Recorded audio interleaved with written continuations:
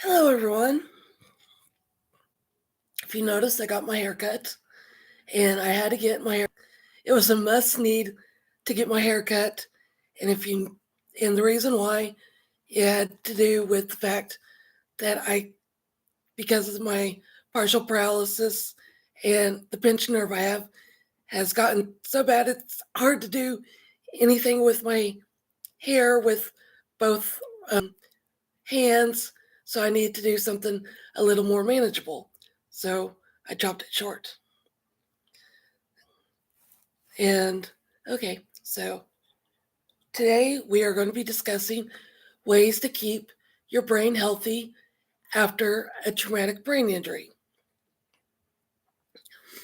Okay, some of the ways I have discovered that I want to keep my brain healthy, and these are ways that I wish I still had the book. And the reason I don't have the book anymore is because I gave it to another traumatic brain injury survivor. Um, the traumatic brain injury survivor had was a lot more severe than I was, and wanted to find a way to keep their brain healthy and everything. And the book I had that I got through research and talking with uh, experts and stuff was like ways to keep your brain healthy or something. But okay, so one of the ways I'm doing, and I have not gotten, otherwise I'd have tons of little notebooks on different languages and stuff. But I'm going to be getting back into um, Duolingo.com. I've got the app on my phone and as well, and learning different languages. And I'm going to be working on my Spanish. Right now, I'm working on my German as well, more because I've got an uncle who knows how to speak it fluently. Because he was at my mom's forgot what it was, and I told him I'd been working on German, and I wish I'd brought the notebook, and he just spelled out something in German. I was like, "That's not fair. I haven't been working on it." Okay, so other than German and Spanish, I've got a notebook for German. I've got a notebook for Spanish, and then I got a notebook for Cheyenne, and I haven't written down. Yeah, where'd my pen go? So I could write down. Yeah, oh, there's a pen. Because I was writing down the languages that I'm working on. And as far as the Cheyenne language, I've only got the Cheyenne 1 on my phone for the app. And the only reason I want to learn that is because my grandma Payne, when she was alive, and Ding Dong Bing was dingy enough not to ask to learn it before she passed away. She knew how to fluently speak it by the time she was 13 because her father was an assistant teacher as well as a private first class for the Army's medical team in Cantonment, or what's now known as Canton, Oklahoma. So other than German, Spanish, Cheyenne, I want to learn Japanese, Irish, which I'm also Irish, Navajo, Vietnamese, Chinese, Russian, Italian, and Greek. And the reason why I want to learn all those languages, it keeps the brain healthy and get all those connections going again. And yay! So I want to keep my brain healthy and less flunks of if something goes wrong and say I get injured again. This will help theoretically. Okay, fitness, meditation, which I'm doing. Then there's a Fit On app I've got. There's another fitness website. I can't think of it. It's not besides Fit On. It's Fitness Pal. My think it's my Fitness Pal. It helps with like eating portion controls and everything. My see, go there's Google Fit, my Fitness Pal. Um, I'd have to look all the ones on my phone, which I have to look where my phone went. There's Fit On, then there's Wonder Health, which is through the health insurance I'm on with my husband. I'm on my husband's insurance, so Wonder Health is through that. Um, then to raise fundraise and raise awareness on brain injury for May, um, you can walk, run, roll, or swim 62 miles, and hopefully I can hurry up and get well enough, and I say well enough because I've been dealing with asthma allergy problems. It stinks. But that's all normal, ordinary problems. Nothing TBI related. So I'm happy about that. Okay. Now, as far as brain injury goes and what you deal with as far as possible behavioral changes, let me go to the the website and the Brain Injury Association of America. Um, let me go scroll up. See. Oh, I want to read to you everything it has. Understanding behavior changes after moderate to severe traumatic brain injury. I'm severe traumatic brain injury. Categories: being a caregiver, living with brain injury, and this is by Sean Hollis, PhD, Philip Klebline, I think that's master's, Risa Nakis Richardson, PhD, FACRM, Tom Novak, PhD, AP, PP CN, and Summer Wrestling, PhD, ABPP CN, in collaboration with Model Systems Knowledge Translation Center. What are some possible behavior changes? People who have moderate or severe TBI may have changes in their behavior, and I'm not even going to say what mine were or still are. People with TBI and their families encounter some common behavior changes or common behaviors. Problems managing emotions. People with TBI may have a sudden change in mood. They also have an extreme emotional response to a situation. They may raise their voice, cry, or laugh.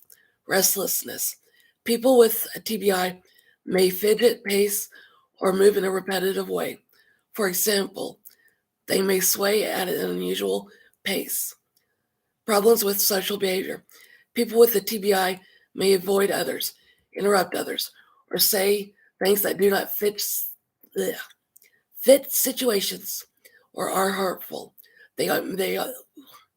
Sorry, I cannot talk. They also may make sexually inappropriate comments, refusing to do things. People with a TBI may say no to doing something such as going to therapy or doing other things. Feeling unmotivated. People with a TBI may have difficulty engaging in an activity, even though they know the benefit of doing it or why it needs to be done. This is not caused by fatigue or laziness. Difficulty starting tasks. People with a TBI may have trouble starting tasks or conversations, even if these are things they want to do. Who is at risk for behavior changes? Behavior changes, also called personality changes, are common for people with a moderate or severe TBI. These changes often soon occur after TBI and may change across time. The type of changes people have and how long they last depend on where their injury is, how severe it is, and other factors. People with a severe TBI are more likely to have behavior changes that last for a while. Oh, gee, I just love reading things on severe TBI. Ugh. The good news is that behavior changes can get better as time passes. The fact sheet talks about why changes in behavior happen. It also includes tips for what to do when problem behaviors occur. It includes a framework that people with the TBI, their families, and others can use to help manage changes in behavior caused by TBIs. Ugh. Why do changes in behavior happen? Changes in behavior after TBI happen for many reasons, including changes in the way the brain works. The following are the most common changes. And the reason I'm reading this big long thing for you guys is so you guys understand. Some people with the TBI may have problems with focusing, thinking, or communicating. They also may have issues with how long it takes to process information and respond to it, or issues with repeating things every 5 seconds. These issues can make it hard to keep up with the conversation or understand a situation. As a result, people with the TBI may appear to be uncooperative. They may appear off task or out of sync with what is happening in a fast paced situation. They may avoid social situations because they feel uncomfortable or embarrassed when they are with other people. Ugh. People with the TBI may have a problem with thinking skills or the brain that just doesn't stop thinking. These problems may make it hard for them to understand why some things happen or what to do when they happen. This can make the person feel irritated, refuse to do things, or not refuse to do things or not do things that they agreed to. They also may have a hard time making choices. People with the TBI may have a poor impulse control. Yeah, I have trouble with that sometimes. This can make it hard for them to filter their actions, thoughts or actions. Guilty of that. They may not think about or understand the effect of what they say or do before they say or do something inappropriate or unsafe. Guilty! People with the TBI may not be fully aware of their current issues. They can cause them to refuse a walker or wheelchair. They also may refuse to take part in therapy. Some people with a TBI may not follow recommendations or restrictions that are meant to help them be independent, keep them safe, or help them recover. Keep in mind that people with a TBI cannot always control their behavior, which is especially true in situations that are highly stressful. Oh, it stinks when it comes to that point. The ABC framework discussed later in this fact sheet includes strategies to help people with the TBI prevent problem behaviors. If the behavior does occur, framework includes techniques to distract the person or help them relax. People with the TBI often have an emotional response to their injury. They may feel a sense of loss because of less independence, changes to their role within the family, and a lack of control over the situation. Or for me, it was the whole process of accepting the fact that I can no longer be a professional ballerina or no longer be in dance my whole life. So that was my whole thing. Be around those that I was in dance with. The following fact sheets may help in these situations. See depression after TBI, relationships after TBI, emotional problems after TBI, Understanding and coping with irritability, anger, and aggression after TBI. Following sections addressing problem behaviors.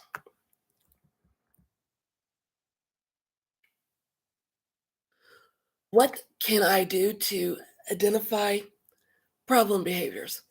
Identify problem behaviors. The goal of the ABC framework is to keep the problem behavior from occurring. Other strategies involve changing the things that happen after a behavior occurs, which can help change how intense, severe, or frequent the behavior is. The first step is to identify the behavior. Make a list of behaviors that you see that are a problem. Work with a professional to review the list to identify the behaviors that need to change. Keep in mind that a specific behavior may not be a problem to everyone. Ask family and friends for their input. Update the list as new behaviors come up and old ones are no longer a problem. Follow the ABC approach to help understand problem behaviors. ABC framework can help you approach a profession a professional may use to figure out when and why a behavior or emotional response may occur. The section discusses the framework. You may have a family member or friend assist with this exercise. If you have questions, you can contact a professional with experience in managing behavior after TBI before using. Oh gosh, I'm going to mispronounce this. I think antecedent, antecedent, whatever. Anyways, it is what happens right before the problem behavior occurs. Take notes on what you remember. It may not be clear what the trigger was for the behavior. The notes can help you find patterns.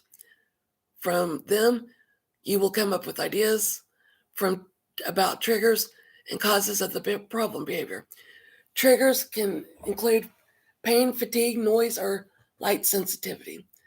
The following are questions to help you identify a.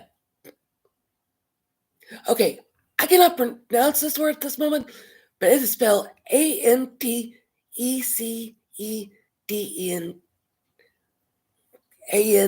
Okay, it's Antecedents. I cannot say words at this moment. Who or is not who is or is not present before the problem behavior happens? Where does the problem behavior take place? What desired items like television, video game, cell phone are present or absent just before the problem behavior takes place? What about undesired items? What events took place before the problem behavior occurred? What time of day does the problem behavior happen? What is the root cause for the behavior? Causes such as poor sleep, a reaction to medicine, changes in schedule, and diet changes set the stage for problem behaviors throughout the day. Behavior.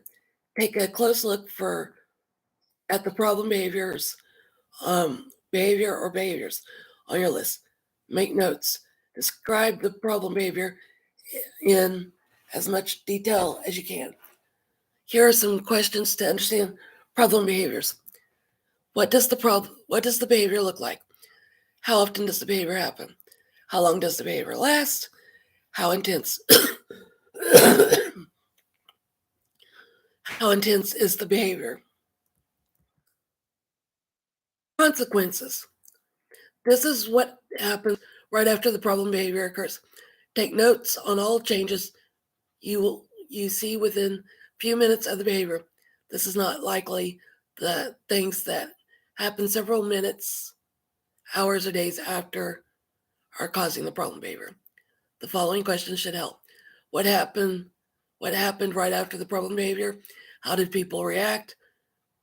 Did the person get something from the behavior? For example, did they get attention, either good or bad?